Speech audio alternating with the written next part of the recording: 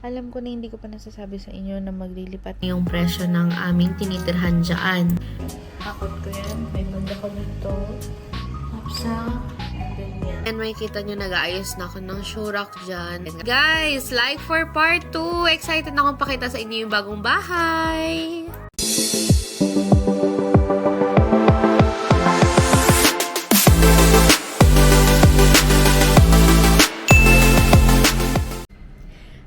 It's me again, Erica Trinidad, back again with another video. So for today's vlog, isamahan nyo akong ipakita sa inyo ang aming bagong bahay, which is ito yung magiging part 2 ng ating video. So without further ado, just keep on watching. So hi guys, nandito na tayo, nakalipat na tayo sa ating bahay na nilipatan. So as you can see behind my back, ayan, hindi pa kami nakapag-ayos at meron pang paparating pa na mga gamit namin. So ito yung main door natin, and yung unang makikita natin dito sa left side is yung bathroom, yung unang bathroom na pinakamaliit sa lahat kasi meron tayong 4 na bathroom dyan sa buong flat. And, ayan, may kita nyo yung partitions. 5 yung kwarto dyan. Ayan yung sample kasi yan yung mga wala pang laman that time nung nag-open kami at nag-house tour ako. So, isang dip ako lang yan. Ganyan lang siya kaliit. Saka tingnan mo yung bantana. Ang napaka-liit ng open niya, diba? So, ito yung isa sa regular room. Ayan, ito yung walang bintana. Tapos, tapat lang siya ng main door. So, ito yung kusina namin. Then yung washing. Yan.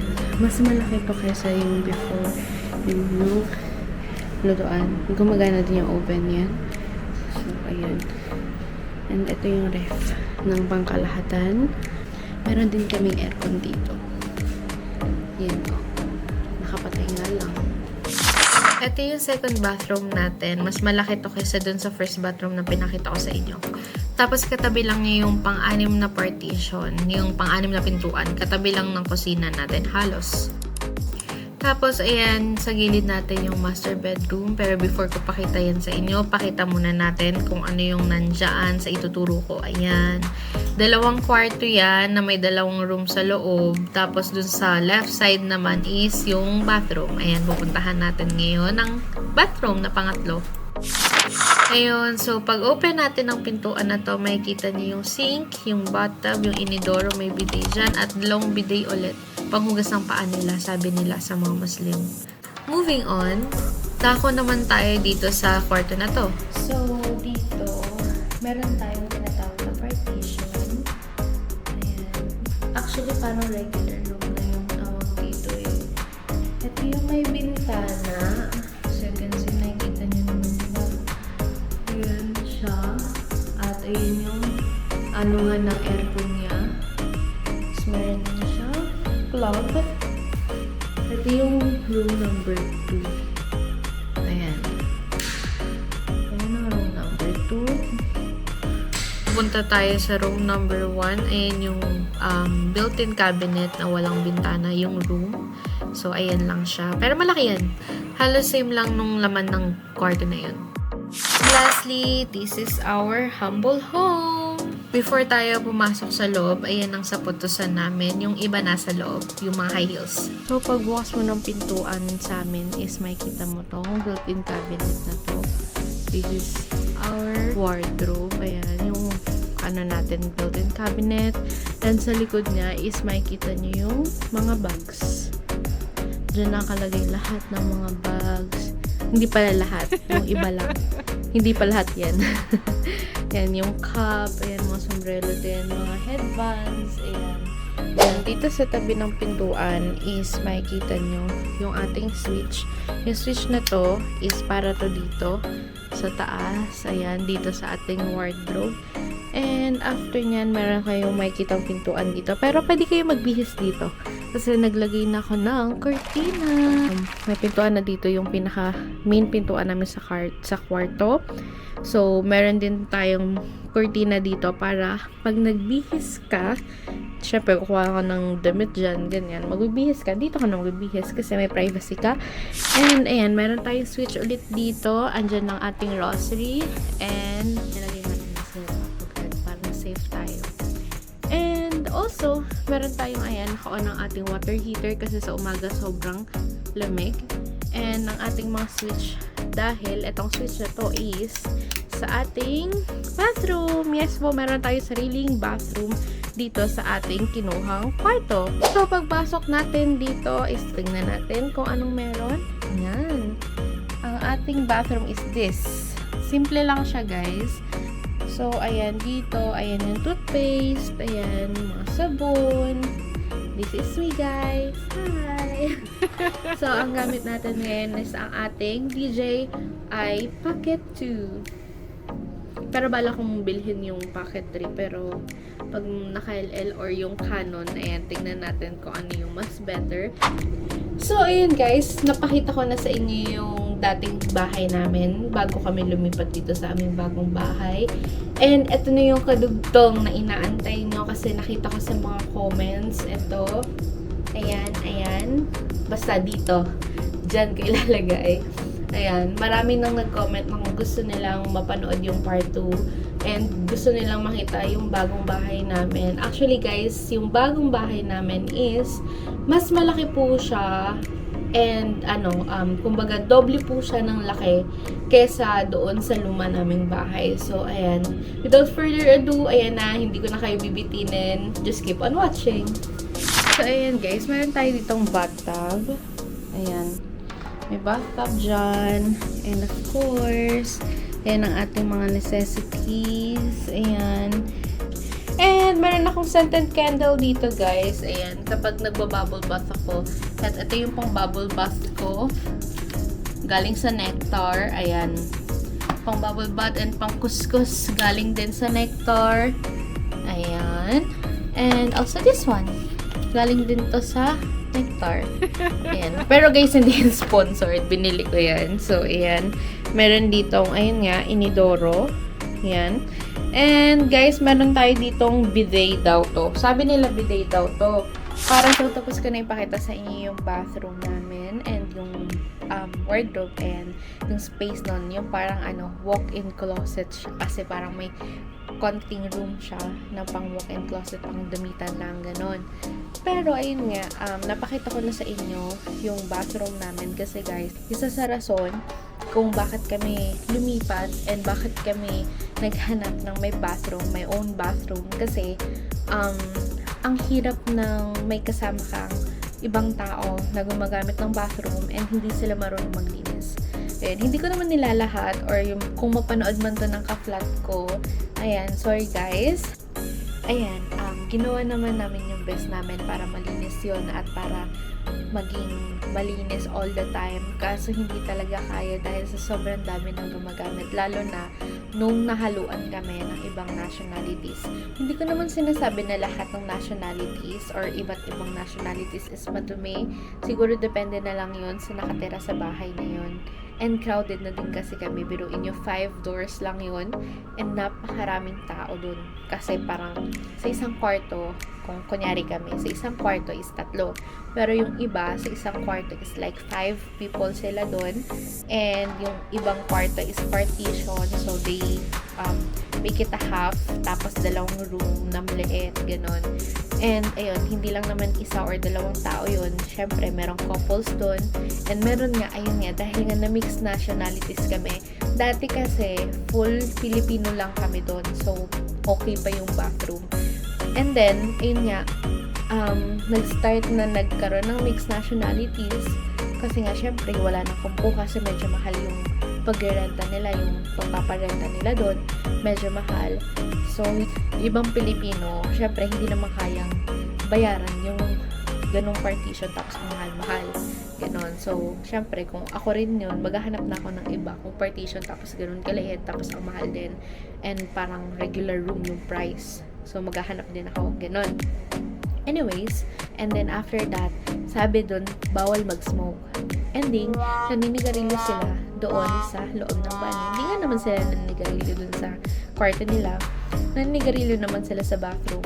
Ang masama, hindi kasi nila binubuksan yung exhaust or yung bintana man lang para syempre, diba, mawala yung amoy ng sigarilyo niya. Sobrang tapang ng sigarilyo nito, guys. And syempre, masama nga ang second-hand smoker. So, ayun, sabi ko sa mami ko na we need to move. Kasi ina-asthma na din ako, inaatake na rin ako ng asthma. And ako kasi, pag inatake ako ng asthma, hindi lang siya basta-basta atake. Malalang atake siya, as in, hindi ako makakatulog yan. Sobrang mahihirapan ako na pwede akong i-admit sa hospital anytime. So, ayun, nagplan na talaga kami na kailangan na namin lumipat. This is it.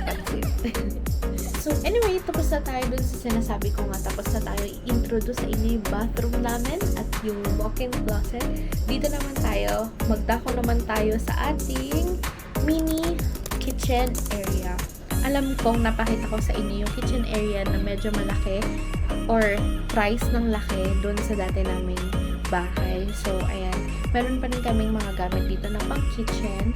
Katulad ng mga air fryer, oven. Kasi ayokong ilagay doon dahil hindi nga lang kami yung nandito sa flat na ito. So, ayun. Papakita ko sa inyo. So, tingnan natin kung anong naman nito. Air fryer. Ayan. At ang initan. Meron tayong humidifier. O, ayan. Meron din tayo ditong microwave. Ayan, meron tayong induction dyan. Ito yung induction cooker. Ginagamit namin to kapag, naubusan bigla ng gas, ganyan, or need na talaga magluto, tapos hindi pa nadating yung gas, ayan, di namin to. And ito naman is yung pang samgyup. Pwede tayong dito, yung may sabaw na, yung parang shabu-shabu na soup. Ito yung ibang stocks namin, nandito, oats and everything. Ayan. Hindi ko napapakita lahat ng laman yan.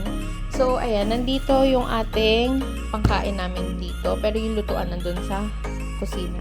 So, meron tayong lalagyan nandyan ng mga stocks. Ayan, nandito rin sila. Mga gamot. Ayan, nandito. Dito din sila nakalagay. Ito ang water namin. Ayan. So, ito yung simpleng dining area natin. Ayan, 2 table siya na square. And, yan lang. Dito kami kumakain and everything. So, ayan. Dito lahat. As in, pang simpleng tao lang. Simpleng pamumuhay. So, anyways, ayan. Dito na tayo sa space na to. Ayan. Dito ako madalas mag-TikTok. Ayan. Meron kaming electric fan kasi pag summer dito is sobrang init. Hindi kaya ng aircon. So, need namin ng extra help ng electric fan. So, ayun. Moving on, ayan, nandito na tayo sa bed area. Ayan, bedside. So, makikita nyo may switch ng aircon dyan. Meron tayong rosary. And dream catcher dyan sa taas. And yung pailaw natin dyan na Christmas light. And meron tayong LED doon sa may office area natin. And then, papakita ko na sa inyo ang aking bed. Napaka-cozy lang niya and simple. So, this is my bed. Ayan, sobrang simple lang niya, guys. There's a lot of stuffed toys in my bed. And of course, hindi niya naman masyadong hahalata, diba, na favorite ko is color purple. So, ayan. Yan lang. Yan lang ang bed ko. Ayan, sobrang simple lang niya, guys. On the side, ayan, meron tayong, of course, mirror kapag papasok tayo. And, mga certificates ko, diploma sa pinag-aralan ko. And, yung TV na hindi pa namin nalalagay sa pader. Ayun. Meron tayo. Ito yung lumang laptop ko is nandyan lang. Ayun lang. So, sobrang simple lang ng bahay na tinitirhan natin dito sa UAE. Ayun. So, itong seat na to is storage siya. So, ginawa lang namin siyang parang mini sofa dyan kasi ayaw na namin magdagdag ng panibagong gamit sa bahay. Tayo ditong sampayan. Ayan, dito kami nagsasampay. Anyways, eto na. Moving on, dyan na tayo. Meron tayo ditong malaking window. Ayan, kasi ayoko nang walang bintana. So, ito yung view namin dito. Ayan, may nagko-construct pa na bagong building. Pero sasakyan sa baba. Ayan. And building. Ayan, nothing more. Papakita ko lang sa inyo yung aking mini office. Ayan. Mga arts na ginawa ko. Ayan. Ito sa Pilipinas pa yan yung ito nasa taas. Saka ito. Saka yan. Sa Pilipinas ko pa nagawa yung mga yan. So, dinala ko lang yan dito. Mga bago yan nagawa ko din. Gusto ko ng ano lang, ng chill lang, gusto ko ng relax lang, ganun. So, yun yung mga ginagawa ko. And, moving forward, ayan, ito yung mga designs sa taas. Ayan. Simple lang. Books. Hindi pa lahat ng books nandyan. And certification and everything. Ito naman yung, yung aking lalagyanan ng mga brushes. Ayan, nandyan. And everything. And of course, ayan, ang aking mga makeups. Ayan, nandyan siya. At ayan, nag-edit na ako ng vlog para matapos na tong vlog na ito. Ayan.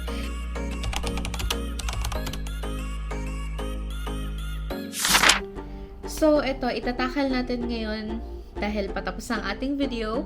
Ayan, magkano ba ang rent dito sa Abu Dhabi? And, ayun guys, disclaimer lang, depende to sa may-ari ng bahay o dun sa titirhan nyo, sa flat na tinatawag. Meron din naman tayong tinatawag na villa. Yung villa is parang bungalow house or mas maliit dito kesa sa mga building na tinitirhan nyo.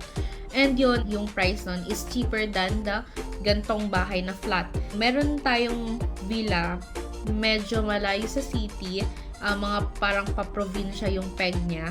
Pero meron din naman sa city na sobrang sold out kung tawagin. Kasi maraming nakatirang majority is ibang lahi.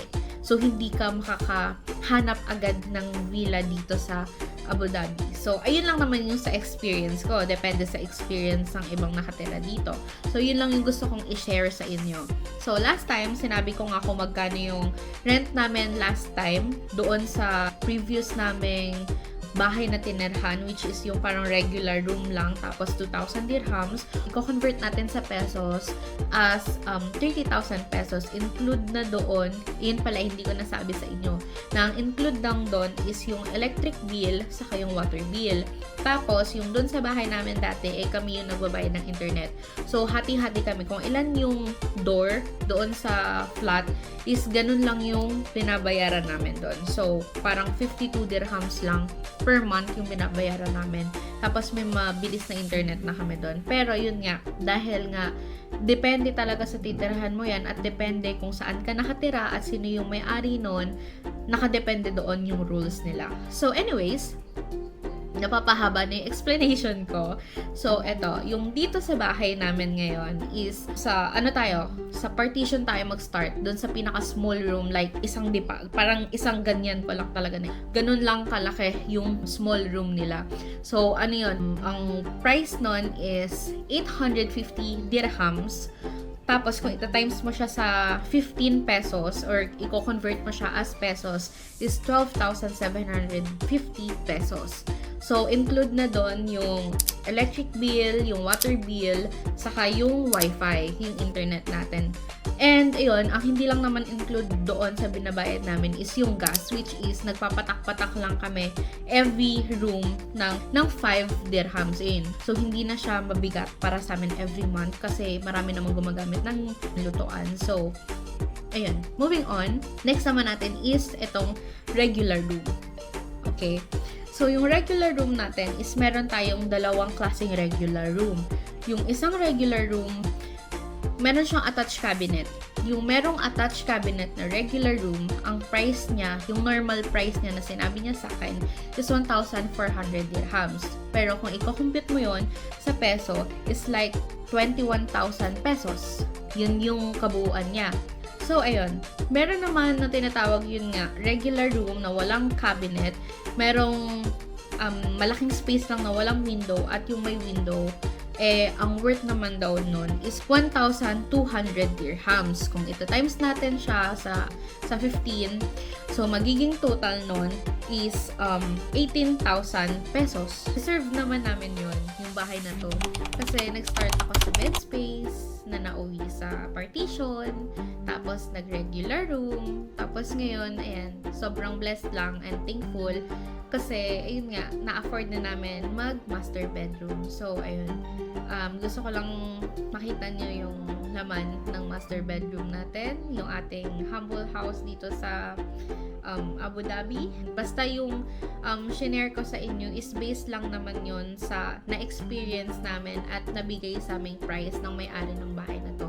Kung may ibang building na mas mura, so sa kanila yon. So, depende talaga sa pag-uusapan nyo at mapagkakasunduan nyo ng may-ari ng bahay. Guys, ayun nga, mas mahal ang cost of living sa Dubai kaysa dito sa Abu Dhabi. So, it's a wrap, guys. I hope you like this video. And kung nagustuhan nyo tong video na to, huwag nyo na rin kalimutan mag-like, share, subscribe, at i-hit ang notification bell para updated kayo sa aking mga bagong videos. At huwag nyo na rin kalimutan mag-comment sa baba ng mga gusto nyo pa ipagawa sa akin at makita sa aking mga future vlogs. Yan lang. Take care, Polar Bears. Till my next vlog. Bye!